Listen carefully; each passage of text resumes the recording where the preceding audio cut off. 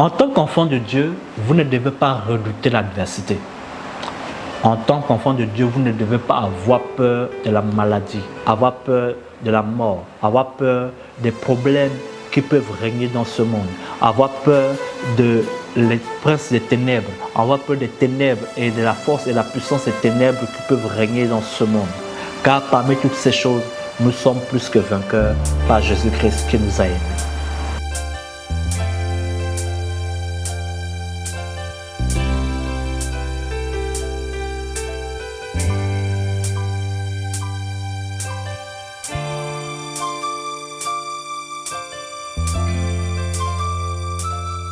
Shalom bien-aimés, que Dieu vous bénisse abondamment et qu'il vous fasse du bien là où vous êtes, quel que soit le domaine dans lequel vous excellez, que sa grâce davantage vous accompagne, vous et votre famille, et que son nom soit glorifié dans le nom de Jésus-Christ. Amen. Bien-aimés, la Bible nous dit ceci, que lorsque nous étions des pécheurs, Christ est mort pour nous. Beaucoup pensent que Jésus-Christ est venu mourir ou bien que Dieu a prouvé son amour envers nous pour que le monde soit ôté, le malheur, les problèmes, les situations accablantes, la maladie et les princes des ténèbres. Christ n'est pas venu apporter la paix dans ce monde. Non. Le monde dans lequel nous vivons est un monde déchu. Le monde dans lequel nous vivons est un monde de chaos. C'est pourquoi Christ, selon ce qu'il dit, n'est pas venu apporter la paix dans le monde, mais l'épée. L'épée ici, c'est la parole, qui est venue pour apporter l'épée, afin de mettre la division entre le père et son fils, entre la mère et sa fille, entre la belle-mère et sa belle-fille, entre le beau-père et son beau-fils. Ici, Christ est en train de nous montrer qu'il n'est pas venu pour apporter la paix dans le monde, mais il est venu pour nous délivrer de la méchanceté de ce monde. Il est venu pour nous libérer des princes de ce monde, de nous délivrer de la domination de ce monde, des maladies et de toutes ces choses. Voilà pourquoi il rompt le lien, il met la division entre le père. Parce qu'il y a des maladies héréditaires qui peuvent passer d'un père à un fils. Mais ces maladies ne peuvent plus vous atteindre parce que vous êtes libérés. Et tout ceci, c'est le monde qui donne. Tout ceci, c'est le monde qui donne. Lorsque un père transmet une maladie à un fils, c'est le monde qui donne. Lorsque une maladie survient, lorsqu'un problème survient, c'est le monde qui donne. Alors Christ est venu nous séparer.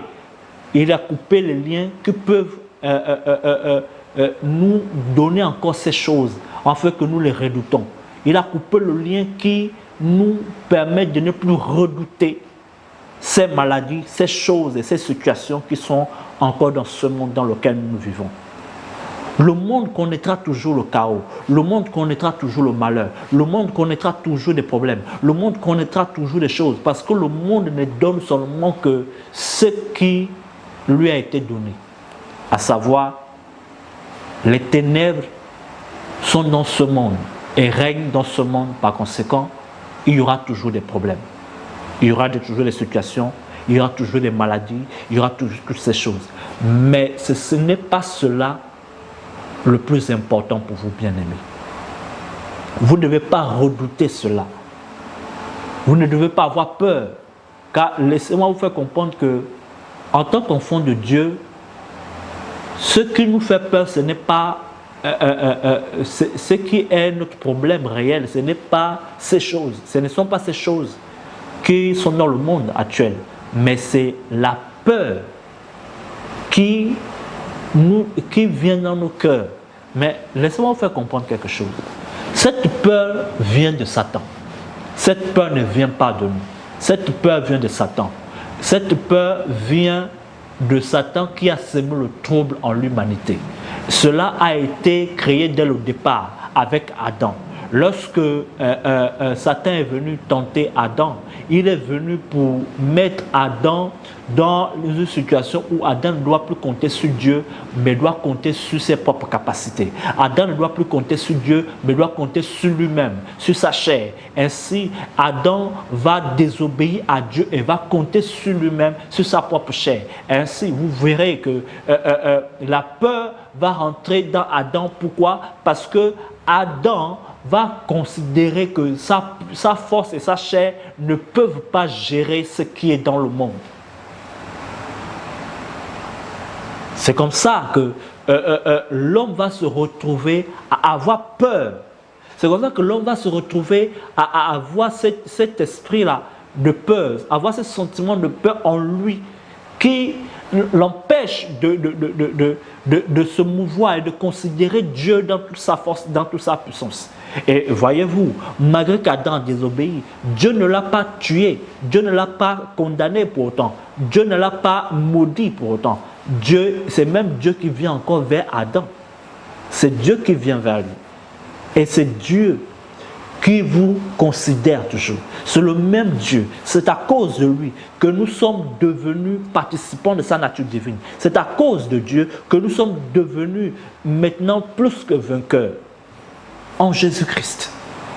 C'est pourquoi n'ayez pas peur de la maladie qui vient contre vous. Au contraire, réjouissez-vous de cette maladie car vous verrez la gloire de Dieu se manifester à l'intérieur. Christ dit quoi? Ce n'est pas une maladie qui mène à la mort, mais c'est pour que la gloire de Dieu se manifeste. Réjouissez-vous de la situation qui est devant vous parce que Christ va se glorifier à l'intérieur. Mais aujourd'hui, on a tendance à regarder à celui que nous étions. C'est-à-dire, nous regardons plus à l'homme ancien que nous étions au lieu de considérer l'homme nouveau que nous sommes devenus. L'homme ancien se corrompt par la convoitise moderne, se corrompt facilement, a peur facilement. Corrompre aussi, c'est celui qui est dominé. Il est tout le temps dominé par les puissances des ténèbres, tout le temps dominé par la maladie, tout le temps dominé par toutes ces choses qui peuvent venir vers lui. Mais vous êtes devenu une nouvelle créature. Les choses anciennes sont passées, donc vous n'êtes plus l'ancien homme. Mais vous êtes devenu une nouvelle créature en Christ, un homme nouveau, qui a été créé dans la justice et la vraie sainteté de Dieu. Dieu ne veut pas que vous comptez sur votre propre capacité. Voilà pourquoi Christ est venu pour mourir pour vous. Parce que selon la loi, l'homme devait mourir et l'homme devait compter sur ses propres capacités pour pouvoir plaire à Dieu, pour pouvoir s'en sortir. Mais l'homme ne pouvait pas. Quel que soit ce que l'homme peut faire, c'est juste pour un temps, pas pour tout le temps. Les veaux étaient tués pour un temps, pas pour tout le temps. Et par conséquent, il faut comprendre que si Christ est venu mourir à la croix, il est mort à la croix une bonne fois pour toutes, pour que nous soyons délivrés de cette malédiction. Nous ne devons pas avoir peur de toutes ces choses, de cette malédiction qui règne dans le monde, mais que nous soyons maintenant revigorés par la foi en Jésus-Christ. Car laissez-moi vous faire comprendre que Dieu dit qu'il faut que moi juste vivre par la foi. Vivre ici par la foi, ça veut dire quoi? Ça veut dire que, étant maintenant sauvé par la foi, vous continuez à vivre par la foi. Ça veut dire que votre parcours maintenant, c'est la foi. Vous ne devez plus vous relâcher là, comme des défaitistes de la vie. Vous ne devez plus vous relâcher comme des âmes abattues, mais comme des vaillants héros, comme des personnes qui ont obtenu une grâce particulière, comme des personnes qui ont obtenu une force indiscutable. Oui, vous êtes devenu une nouvelle créature, créée selon la justice et la vraie sainteté de Dieu. Voilà pourquoi n'ayez pas peur de l'adversité, n'ayez pas peur des maladies, n'ayez pas peur de la situation qui peut venir face à vous, n'ayez pas peur des princes des ténèbres, de la sorcellerie, de toutes ces choses, mais vous êtes plus que vainqueur parmi toutes ces choses. Vous êtes le plus que vainqueur parce que, écoutez, Pierre pose la question à Jésus-Christ. Il dit, nous avons tout quitté, nous avons laissé nos familles et toutes ces choses. Nous avons laissé nos familles, nos biens et nous t'avons suivi. Qu'est-ce qu'il a dit de nous? Et Jésus-Christ va lui répondre en lui disant que tous ceux qui ont quitté leur père, leur mère, tout ce que vous avez laissé, vous allez obtenir au centuple. Vous allez obtenir plus que cela. Et tenez-vous bien, non seulement ça, mais aussi la persécution. La persécution est une promesse pour nous. Les tribulations sont aussi des promesses pour nous. Mais tenez-vous bien, il dit, vous aurez des tribulations dans le monde, mais j'ai vaincu le monde. C'est pourquoi n'ayez pas peur du monde. N'ayez pas peur des situations qui sont dans le monde, des maladies, des mondes de ténèbres qui règnent aujourd'hui dans ce monde. Car vous avez été élevé au-dessus. Vous n'êtes pas seul dans cette affaire. La Bible déclare que Dieu est pour vous. Si Dieu est pour vous, qui sera contre vous? Vous n'êtes pas seul dans cette affaire. Vous êtes avec Dieu. Mais comptez sur lui. Parce que lorsque vous délaissez Dieu pour compter sur votre propre capacité, la peur vient. Et la peur amène l'incrédulité. La peur vous empêche de voir Christ intervenir dans votre vie. La peur vous empêche de considérer que Dieu, auparavant, vous avait aidé face à une situation. La peur vous empêche que lorsque vous étiez malade, un jour, Dieu vous a délivré de la maladie. Dieu vous a guéri de la maladie. Dieu vous a aidé. Mais comme vous avez peur présentement et que vous considérez plus cette maladie, que vous considérez plus votre capacité, alors cette maladie devient un Dieu devant vous. Et cette maladie ne cesse de vous ronger. Et vous devenez incrédule. Vous oubliez que vous n'êtes pas seul et que le Saint-Esprit de Dieu habite en vous. Vous oubliez que vous n'êtes pas seul et que celui qui est en vous est plus grand que la maladie qui est en train de vous ronger. Que celui qui est en vous est plus grand que le monde dans lequel vous vivez. Que celui qui est en vous est plus grand que les ténèbres qui sont dans ce monde.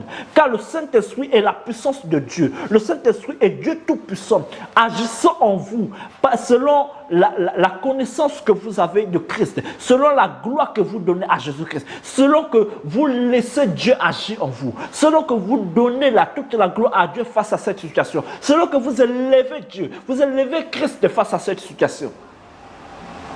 Oui, bien-aimés, vous ne devez pas vous relâcher. Lorsque vous vous relâchez face à de telles situations, vous démontrez à la situation que elle est Dieu devant vous et que vous êtes sous le baptême.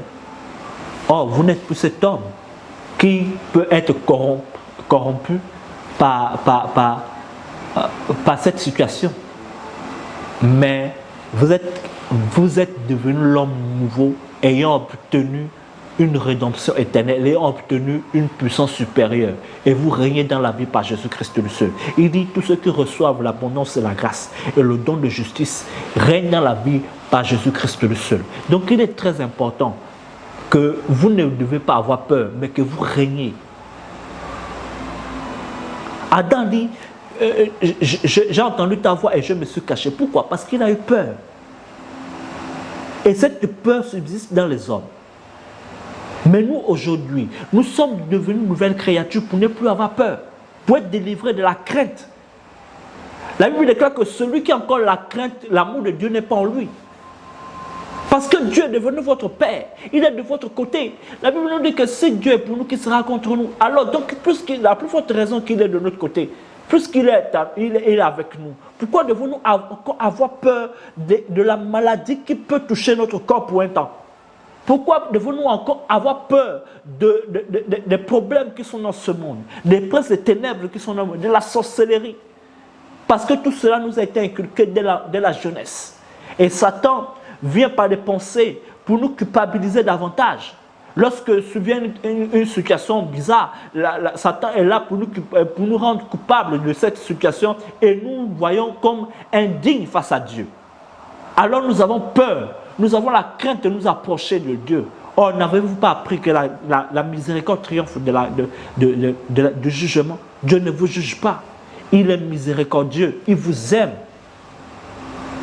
Il ne veut pas votre malheur. Il veut votre bien. Il a déjà formé pour toi des projets de paix et non de malheur afin de vous donner un avenir et de l'espérance. Vous n'avez pas besoin d'avoir peur de la situation. Au contraire, allez vers lui et glorifiez-le afin que lui se glorifie dans votre situation. Donnez-lui toute la gloire face à cette situation. Lorsque Satan amène la culpabilité dans votre cœur, rappelez-vous que Dieu ne vous condamne pas. Et qu'il n'y a plus de condamnation pour vous qui êtes en Jésus-Christ. Oui, il n'y a plus de condamnation pour vous. Car la loi de l'esprit de vie en Jésus-Christ vous a affranchi de la loi du péché et du jugement et de la mort. Voilà pourquoi vous ne devez pas avoir peur lorsque survient une situation. Comme cet homme, Jésus-Christ donne cette parabole, dans la parabole de Sémence, il dit ceci. Il dit que celui qui a reçu la parole dans les pierres, les graines qui sont tombées sur est semblable à un homme qui n'a pas de racines en lui-même. Donc quand il a reçu la parole, il n'a pas de racines en lui-même. Il n'a pas de racines en lui-même. Lorsque le diable vient pour vous induire en erreur, en vous mettant vous-même face à cette situation, c'est-à-dire qu'il vous fait croire que votre capacité est capable et qu'après vous découvrez que vous n'êtes pas capable, alors vous n'avez pas de racines en vous-même. Parce que votre force n'a pas de racines. Or, ici, la racine, c'est quoi? La racine, c'est ce qui vous permet de tenir ferme face à l'adversité. C'est ce qui vous permet de tenir ferme face au vent. Or, la racine, c'est qui? C'est Christ. Il dit, sans moi, vous ne pouvez rien faire. Il dit, mon Père est le vigneron.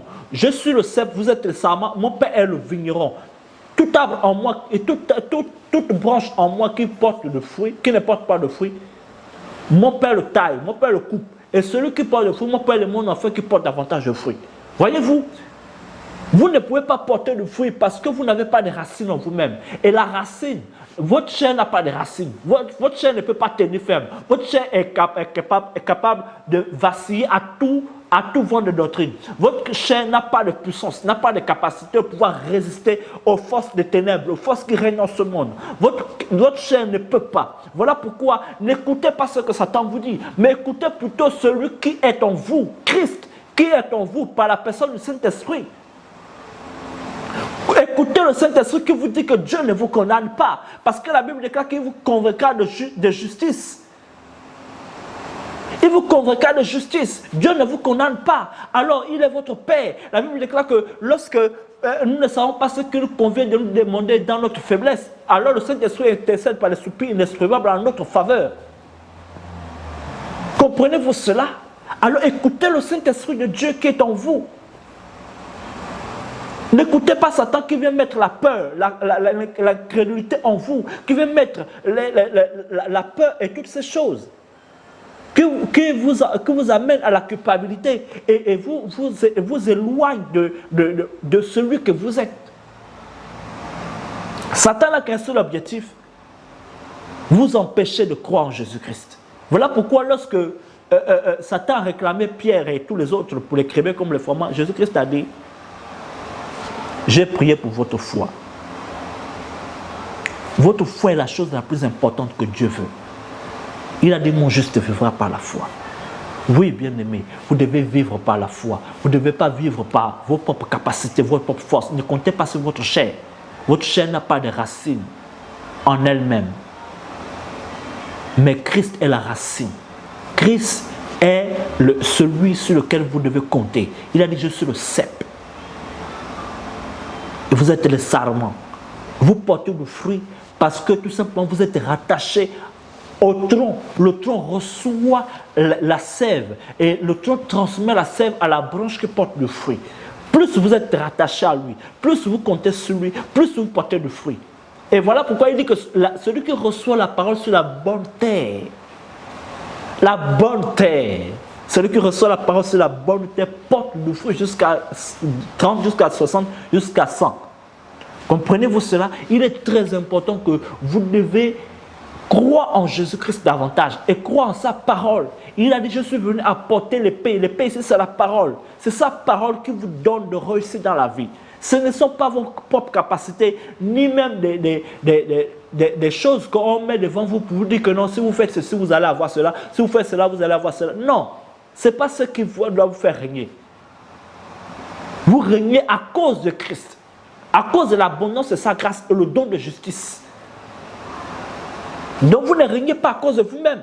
La Bible déclare qu'il a fait de nous des sacrificateurs pour Dieu, des rois pour Dieu. Un royaume de sacrificateurs, des rois à la louange de Dieu Tout-Puissant, à la louange de Dieu. Donc, Devant cette situation, nous sommes la louange de Dieu. Donc nous devons louer Dieu devant une situation, devant la maladie. Nous devons louer Dieu, nous devons le glorifier, afin que Christ se glorifie. Le Saint-Esprit prenne cette gloire et vous l'impute à justice. Vous n'avez pas besoin de vous relâcher. Vous n'avez pas besoin de vous voir comme des défaitistes de la vie. Vous n'avez pas besoin de vous voir comme des punis de la vie. Vous n'avez pas besoin de vous voir comme des personnes qui n'ont pas de situation, ni de force, ni de capacité. Mais vous n'êtes pas seul pendant cette situation. Christ est là avec vous. Le Saint-Esprit de Dieu habite en vous. Il est là au-dedans de vous. Et il n'attend seulement que vous rendez gloire à Dieu. Il n'attend seulement que vous le considérez. Mais plus vous considérez cette situation, vous devenez incrédule, bien sûr. Et Dieu ne se glorifie pas dans l'incrédulité. Le Saint-Esprit est l'esprit de vérité. Il ne peut pas se glorifier dans le mensonge. Parce que lorsque la peur est en vous et que vous devenez incrédule, alors c'est le mensonge que vous le faites croire. Alors Dieu ne peut pas se glorifier là-dedans. C'est pourquoi il est très important que vous devez vous réarmer de la foi, car vous tenez ferme à cause de la foi, vous tenez ferme à cause de la racine qui est Christ. Et si votre foi est en Christ, alors vous tenez ferme. Si votre foi est en Christ, alors vous tenez ferme, parce que la Bible dit quoi? Mon juste vivra par la foi. Or, la définition de la foi, c'est quoi? La foi, c'est une ferme assurance des choses qu'on espère, une démonstration de ce qu'on ne voit pas. Dieu démontre parce que vous avez de l'espérance en Christ. Et cette espérance vient de la fermeté, de l'assurance que vous avez en Christ.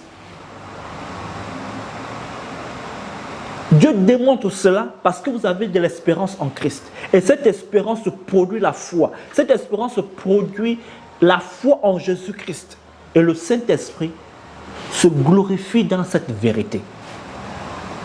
Voyez-vous, il est très important qu'en tant qu'enfant de Dieu, nous ne devons pas nous relâcher si facilement face à l'adversité. Devant la maladie, laissez-vous faire comprendre que votre corps n'est pas propice au développement de la maladie. Votre corps est un terrain hostile à la maladie. Votre corps est un terrain hostile au sida. Votre corps est un terrain hostile à toutes ces choses, ces mondes de ténèbres qui peuvent venir régner. Parce que vous n'êtes plus l'homme corruptible. Ce vieux homme qui se corrompt par la convoitise moderne, qui se laisse dominer facilement. Mais vous êtes devenu l'homme nouveau, créé selon la justice et la vraie sainteté de Dieu. Vous êtes devenu les plus que vainqueurs. Vous qui étiez autrefois étrangers de Dieu, vous avez été rapprochés. Vous avez été rattaché à l'olivier franc, vous qui êtes l'olivier sauvage. Donc, considérez celui qui est le tronc. Christ qui a dit sans moi, vous ne pouvez rien faire. C'est pourquoi considérez Christ, car sans lui, nous ne pouvons rien faire. Nous avons besoin de lui. Nous avons besoin qu'il intervienne dans cette situation. C'est pourquoi, étant enfants de Dieu, nous ne devons pas redouter, quoique la peur peut envahir votre cœur subitement, mais rappelez-vous que devant chaque situation, Dieu est vainqueur et il fait de vous des plus que vainqueurs. C'est pourquoi il est très important, bien aimé, que vous ne devez pas avoir peur, mais au contraire, comptez sur Dieu, comptez sur la parole qui vous a fermé. Comptez sur la bonté de Dieu. Comptez sur son amour, sa bienveillance, son bien-être. Comptez sur ce qu'il a donné pour vous. Il a donné le plus grand du royaume, à savoir Christ. Alors que moi, vous refusera aussi, ne vous donnera-t-il pas aussi toute chose avec lui? Comment ne vous donnera-t-il pas aussi toute chose avec lui? Oui, il ne vous refusera rien. Il vous donne tout ce qui contribue à la vie et à la piété. Au moyen de quoi? De la connaissance de celui qui vous appelle à sa propre gloire. Bien-aimé, il a pour vous des projets de paix et non de malheur, afin de vous donner un avenir et de l'espérance. Dieu ne veut pas votre malheur, il veut votre bien. Alors, ne considérez pas le doute que Satan vient mettre dans votre cœur, mais considérez plutôt la bonté de Dieu pour vous. Regardez cet homme, il dit, viens au secours de mon incrédulité. Lorsque son enfant écumait et que Jésus-Christ est descendu de la montagne de transfiguration avec Pierre, Jacques et Jean, cet homme est venu devant Jésus-Christ, il a dit que j'ai demandé à tes 9 autres, les 9 disciples, à tes disciples de prier pour cet enfant, ils n'ont pas pu le guérir. Et comprenez-vous, et il pose la question à Jésus-Christ, je paraphrase ici, poser la question, est-ce que toi tu peux le guérir? Jésus-Christ dit, rien n'est impossible, tout est possible à celui qui croit. Jésus-Christ dit que tout est possible à celui qui croit. Le terme en hébreu ici ou en grec, c'est tout est possible à celui qui croit en lui, en Jésus-Christ. Tout est possible à celui qui croit en moi. C'est ce que Jésus-Christ est en train de dire à cet homme. Et il dit, et j'aime bien la réponse de cet homme après, parce qu'il a considéré maintenant. Il avait tellement peur qu'il a considéré, il a vu Jésus-Christ comme lui-même, comme un homme incapable. Mais il vient dire, viens au secours de mon incrédulité. Lorsque Jésus-Christ a dit que tout est possible à celui qui croit. Alors, bien-aimé, tout est possible pour toi si tu continues toujours à avoir ta foi en lui et que tu le glorifies devant cette situation, tu le glorifies dans cette maladie. Même étant sur le lit d'hôpital, tu peux commencer à chanter le cantique que tu aimes le plus et alors tu verras la gloire de Dieu se manifester en ta faveur. Non, ne te relâche pas. Ne dis pas que c'est fini pour moi, je mérite ce qui m'arrive. Non, tu ne mérites pas ce qui t'arrive parce que la grâce t'a été offerte. Tu ne mérites pas ce qui t'arrive. Ce n'est pas vous êtes béni à cause de ce que vous avez fait, mais c'est une faveur imméritée que vous avez reçue. Ne dites pas que je mérite ce qui m'arrive. Non. Et c'est ainsi que plusieurs se délaissent et se laissent aller à la situation. Non, vous ne méritez pas ce qui vous arrive. Mais la grâce de Dieu est là pour vous aider. La grâce, c'est pour celui qui n'est pas qualifié. La grâce de Dieu, c'est pour celui qui n'est pas capable de. Voyez-vous? Donc, ne dites pas que vous méritez ce qui vous arrive à cause de vos erreurs. Mais croyez que Dieu vous a pardonné. Et croyez que Dieu est de votre côté. Croyez que vous n'êtes pas condamné par Dieu. Mais que c'est votre propre conscience qui vous condamne à cause de la pensée que Satan met dans votre cœur. Ne dites pas que vous méritez cela. Mais dites au contraire que viens au secours de mon incrédulité. Et alors vous verrez la gloire de Dieu se manifester dans votre vie. Le Saint-Esprit ne peut pas se glorifier dans le mensonge, bien-aimé. Il se glorifie dans la vérité et il vous convaincra de justice. C'est pourquoi ne vous relâchez pas. Je vous en conjure, ne vous relâchez pas. Mais soyez au plutôt réconfortés par sa parole, par sa présence, par la personne du Saint-Esprit qui est en vous. Écoutez lorsqu'il vous parle, par un doux murmure, vous dit qu'il vous aime. Écoutez cet amour qui monte dans votre cœur et donnez la gloire à Dieu. Et vous verrez la gloire de Dieu se manifester. La Bible déclare qu'il témoigne à mon esprit que je suis enfant de Dieu. Ici, le mot esprit ici, c'est traduit, normalement, littéralement, ici, c'est l'âme. Le Saint-Esprit témoigne à mon âme parce que mon esprit connaît qui je suis. Mais l'âme a tendance à oublier. Voilà pourquoi on dit que votre âme prospère. Lorsque votre âme prospère, vous prospérez aussi. Et vous êtes aussi en bonne santé. Voyez-vous, il est très important que l'âme soit au courant, vous rappelle que vous êtes enfant de Dieu. Et le Saint-Esprit témoigne à votre âme que vous êtes enfant de Dieu. Son témoignage est là pour vous amener à comprendre que vous n'êtes pas défavorisés par Dieu, mais au contraire que vous êtes des enfants bien-aimés de Dieu, à qui il veut faire du bien, à qui il a fait du bien et il veut davantage vous donner. Regardez Jésus-Christ, lorsque Pierre est allé vers Corneille, il dit quoi? Il dit, vous connaissez comment Dieu a oint de force et de puissance, et foi et d'esprit, Jésus-Christ qui allait de lieu en lieu, faisant du bien, guérissant tous ceux qui étaient sous l'emprise de qui? De Satan. Comprenez-vous? Il est très important que vous compreniez cela, que Jésus-Christ veut seulement votre bien. Donc, voyez-vous, l'amour de Dieu a été manifesté envers vous, c'est pour que vous soyez en bonne santé. C'est pour que vous ne soyez plus dominé par le monde, dominé par la maladie, dominé par toutes ces choses, dominé par tout ce qui peut régner dans ce monde. Mais parmi toutes ces choses, vous êtes plus que vainqueurs. Donc il est très important que vous vous rappelez ces paroles, afin de continuer à considérer Dieu dans toute situation que possible. Si vous êtes ici et que vous n'avez jamais fait de Jésus-Christ votre Seigneur et Sauveur personnel, je vous prie bien aimé de le faire, parce que le malheur qui viendra dans le monde, aucun homme qui est dans le monde ne pourra s'en sortir. Vous pouvez faire les choses pour un temps, mais pas pour tout le temps. Il est très important que vous mettez votre foi en Jésus-Christ.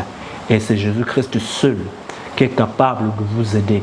C'est Jésus-Christ seul qui est capable de vous apporter la paix, la joie et la tranquillité que vous voulez. Oui, il vous a tellement aimé. Oui, il vous a tellement aimé qu'il veut de votre bien. Il y a des personnes qui pensent que Jésus-Christ est venu et il est mort. Ce sont des fables. Non, c'est une vérité réelle qui est là. Et il dit tout simplement que si vous croyez en lui, vous avez la vie éternelle. Même si vous mourrez aujourd'hui, la vie éternelle est en vous. Et vous n'allez pas aller en enfer. L'enfer et le paradis ne sont pas des fables, ni des mythes, ni des choses que les gens racontent.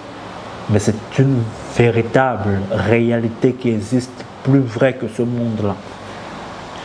Donc, je vous en conjure, il est primordial pour vous que vous mettez votre foi en Jésus-Christ, votre confiance en lui, et vous verrez les temps de rafraîchissement venir vers vous. C'est pourquoi, si vous croyez que c'est l'heure pour vous de pouvoir faire cette prière, alors confessez avec moi cette prière de tout votre cœur. Dites avec moi, Seigneur Jésus, j'ai entendu parler de ta parole et je crois que tu es le seul vrai Dieu qui apporte la paix dans ma vie. C'est pourquoi je te reçois dans mon cœur, dans ma vie, comme mon Seigneur et mon Sauveur personnel. Merci pour la grâce que tu m'as faite d'obtenir la vie éternelle. Aujourd'hui, je suis devenu enfant de Dieu par ta grâce. C'est pourquoi je dis, Père, je te glorifie pour mon salut que tu as opéré en Christ en le donnant comme sacrifice pour moi. Je te glorifie pour mon nom inscrit dans ton livre de vie. Que l'honneur et la gloire te reviennent à toi seul, au nom de Jésus-Christ. Amen. Gloire à Jésus-Christ. Si vous avez fait cette prière de tout votre cœur et que vous avez cru ces paroles, bien-aimés, que la gloire de Dieu soit davantage votre partage. Et que tout ce que vous allez faire aujourd'hui, c'est de chercher une église où on prêche Jésus-Christ. Et vous allez davantage apprendre et à connaître qui vous êtes et à grandir, afin que vous ne soyez plus laissés aller par votre propre capacité, mais que vous considérez Dieu dans votre bataille et que vous sortez de là toujours plus que vainqueur. Si vous êtes aujourd'hui malade, je déclare que la puissance du Saint-Esprit vienne vous toucher là où vous êtes et que Dieu envoie sa parole de guérison afin de vous guérir. Je déclare que la puissance de la parole de Dieu vienne pour guérir votre cœur meurtri. Je renverse cette excroissance maintenant même qui vous empêche d'avoir la paix dans votre chair. Je déclare que cette douleur vous quitte maintenant même par la puissance du nom de Jésus-Christ. Je déclare que la peine que cette maladie vous cause maintenant vous lâche dans le tout-puissant nom de notre Seigneur Jésus-Christ. Je déclare que vous ayez la paix en vous et que l'abondance de la grâce vous soit donnée. Je déclare que la main de l'Éternel vienne sur vous afin de vous arracher de cette maladie, cette situation qui vous accable, et que la paix de Dieu, la grâce du Seigneur vous soit accordée et que vous réussissez dans toutes vos entreprises et que vous soyez toujours en bonne santé selon que Dieu vous accorde dans le nom de Jésus-Christ. Amen. Ciao, ciao. À la prochaine.